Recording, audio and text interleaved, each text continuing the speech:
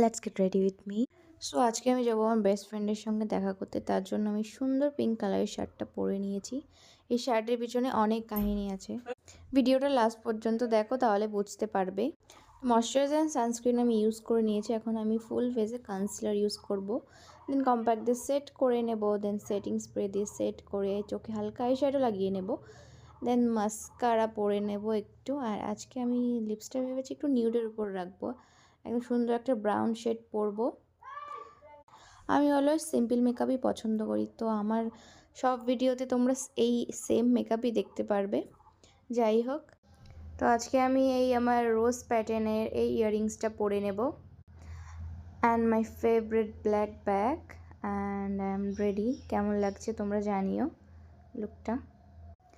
আজকে আমরা গেছিলাম একটা সুন্দর ক্যাফেতে। দেখো আজকে আমরা টুইনিং করেছি। আজকে আমরা সেম কালারের সেম টু সেম শার্ট পরেছি। কেমন লাগছে তোমরা সবাই জানিও। আজকে অনেক মজা করেছি সারাদিন।